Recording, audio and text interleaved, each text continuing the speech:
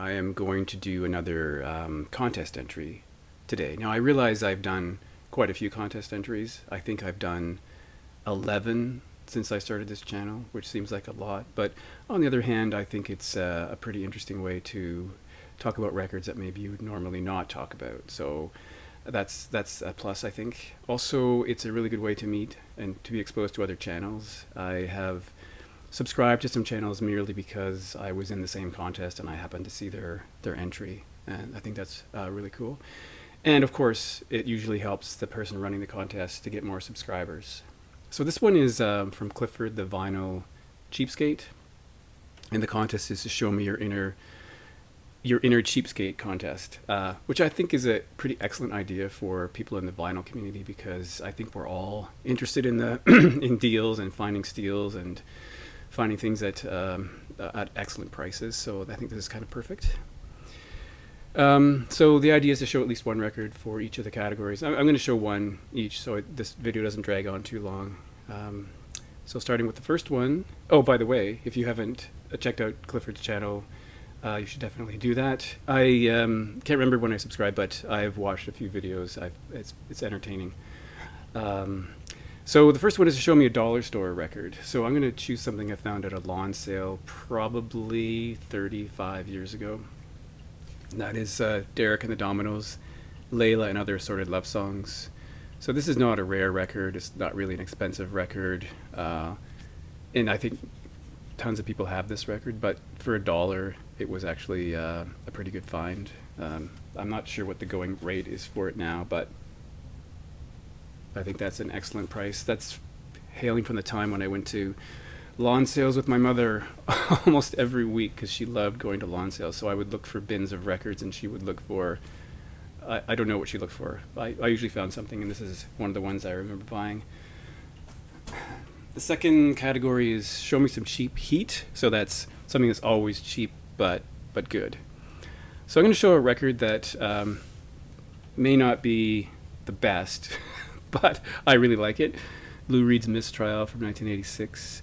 You know, this came out after New Sensations, and New Sensations is probably better. I'm sure it's better. And it comes before New York, which is one of his best records. So this is, mid-'80s. Maybe he was searching for a direction. But I really like this record. As Vinyl Richie would say, there's some turds on here. So Tell It to Your Heart, I think, is a turd. Mama's Got a Lover is probably not a great song. On the other hand, Mistrial is good. No Money Down is good. Video Violence, the original rapper, those are all really good. And if you check out videos for this album, you'll see some really wacky videos that have to be done by a Lou Reed stand-in, because there's some really weird movements by Lou, sort of dance moves, which I don't think are Lou Reed. But this is easily found. I've seen this dozens of times for $6 or $7, and I think it's pretty good. If you like Lou Reed, maybe you'd like it more, but I think it's pretty good for the price you find it at. Another one which I mentioned very recently, so didn't want to show that one, is Haircut 100's record, which you can find very cheaply, and I think that's a really good record. So the next one is a great all-around score. So this is a record I picked up in a record shop in Toronto for $15, so we're not talking about the dollar range. It was sealed in a bin, probably been there for a while. This is Warren Zevon's My Rides Here, which came out in 2002, but there wasn't a vinyl issue until 2018. So again, I paid $15 for this without realizing that it might be worth a bit more than that. I bought it because I think I have every Warren Zevon record except for the two from Life Will Kill You and The Wind, I believe. Sorry, but I have the rest. And so that's why I picked it up. When I was entering into Discogs, I realized it was worth a bit more than that. The median price is somewhere over $100. And incidentally, I was in a record store within the last month, and there was a copy of this in that store, a used copy for $100. So that's a pretty good deal. This comes with the lyric sheet as well.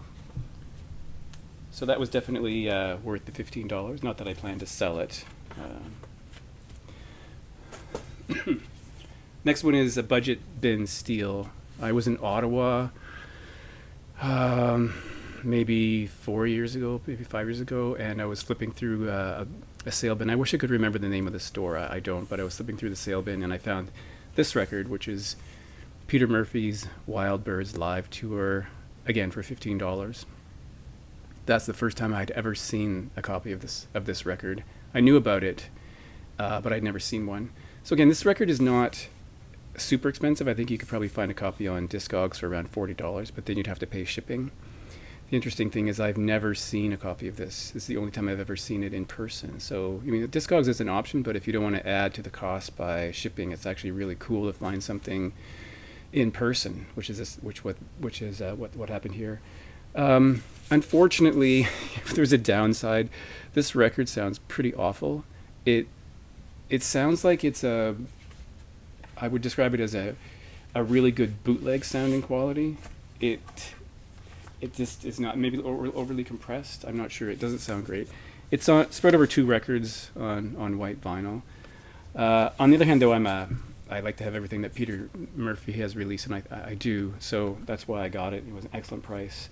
I'm not going to sell it or anything, even though it doesn't sound great, but I was disappointed by the sound. And I'm not the only one. I looked at some reviews on, I think on Amazon or possibly Discogs, and people comment on the sound quality of this. It seems like it's I don't know. I don't understand what they did when they mastered it, but it does not sound great.